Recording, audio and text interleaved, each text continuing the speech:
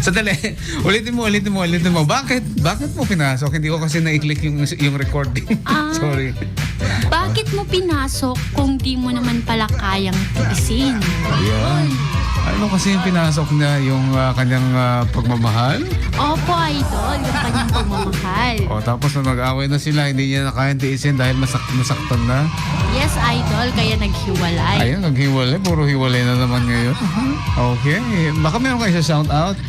Shout out nga pala sa mga pamilya ko dyan sa Marcos, Ilocos Norte. And of course, sa mga kasityo ko sa Sitio Bungbungwan ng Barangay Imelda. Hello po, shout out sa inyo guys. Alright, maraming salamat. Jennifer. Sino susunod?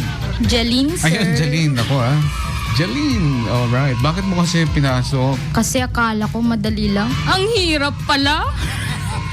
Madali lang. Parang madaling relasyon lang, ano? Yes po, ang Ang hirap pala. Complicated ba? Nasubukan mo na yon in the real talk? No pa naman. Hindi sir. pa. Okay.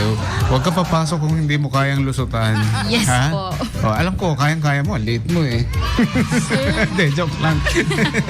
Sino mga shout out natin? So, shout out pala sa kapatid ko, Jamaica Juan, and my family, mama, papa, and to my aso. Aso? Ano ba? Shout out pa rin sa Kapurukak, Purukrang Ay. Hi! Alright. Salamat. At si... Ano ang pangalan? Hindi ko magisado yung mga pangalan ninyo. Christina po. Ay, Christian. Oo. Yan, no? Christian, hindi ka ba baptist? Christian ka. Hindi po. Christian. Bakit mo naisip na pinasok? Kasi gusto kong subukan. Ay, kung ano ang kahihinatnan ng aming pagmamahalan. Ano naman ang nangyari sa pagmamahalan ninyo? Di ko nga alam, sir eh. Ganon? Hindi mo pa sinubukan. Susubukan pa lang. Susubukan pa lang. Ako may balak ka kung ganon. So, anong lugar ka na? Pasukin din? Ay, Marcos? Ano ba?